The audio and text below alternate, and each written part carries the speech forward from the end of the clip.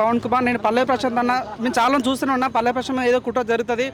ఇంకో సామాన్యుడు ఇంత బిగ్ బాస్కి వచ్చినా కూడా ఎందుకు వీళ్ళు ఎటువంటి కుట్ర చేయకుండా ఉన్నారని అనుకున్నా ఎట్టకేళ్ళ వాళ్ళు కుట్ర స్టార్ట్ చేశారు. సో ఇప్పటి వరకు ఓటింగ్ సక్రమంగా జరిగి ఈ మొన్న నుంచి ఓటింగ్ సరిగ్గా జరగట్లేదు.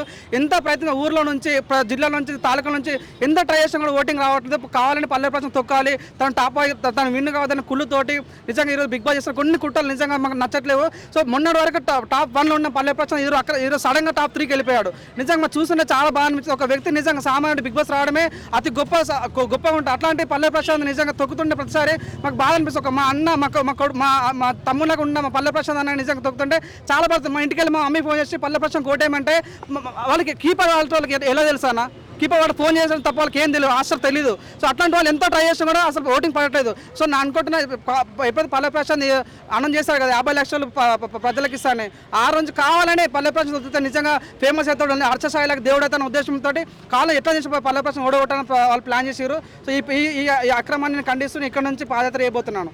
Thank you so much. Shivaji winner అని ఆల్రెడీ కన్ఫర్మ్ అయింది అంటున్నారు. ఎంతవరకు నిజమైంది? అది ఎట్లా డిసైడ్ చేస్తారు బ్రో? ప్రజలు పిచ్చోళ్ళు అప్పుడు ఓట్లు వేసేవాళ్ళు.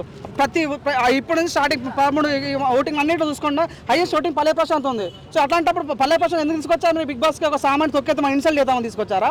సో అంత పిచ్చోళ్ళగా అనిపిస్తారా ఓటేసేవాళ్ళు? సో నిజంగా ఇది చాలా అన్యాయం జరుగుతుంది. సో 100% అట్లీస్ట్ నాగార్జునకు తెలిసి ఇక్కడ నుంచి బిగ్ బాస్ ఇలానే బిగ్ బాస్ కంటిన్యూ అయితే మాత్రం బిగ్ బాస్ 8 అనేది ఉండదు. 100% అన్నప్పుడు స్టూడియో బద్దలు కొడతాం. అదే శివాజీ గారు అన్నారు కదా, నేను గెలిచిన పల్లె ప్రశాంత్కి ఇస్తా అని చెప్పేసి. అయితే విన్నర్ కన్ఫర్మ్ అయిపోయింది శివాజీ గారే. తర్వాత కప్పు తీసి పల్లె ప్రశాంత్ చేతిలో పెడతారని అంటున్నారు. అప్పుడు గెలిచినట్టు ఏముంటుంది? నైతికంగా గెలిచినట్టు కాదు కదా. సో శివాజీ ఇచ్చిన పుణ్యంలో అవుతుంది అది. సో వాస్తవం మీరు ఎక్కడైనా చూడండి, హైయెస్ట్ ఓటింగ్ పల్లె ప్రశాంత్ పడుతుంది. ఒక నిజమైన వ్యక్తికి రావాలి కాబట్టి నిజమైన వ్యక్తికి కప్పిస్తే బెటర్ కదా.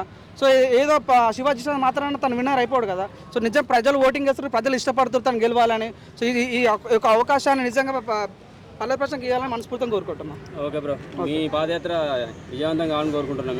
Thank you so much.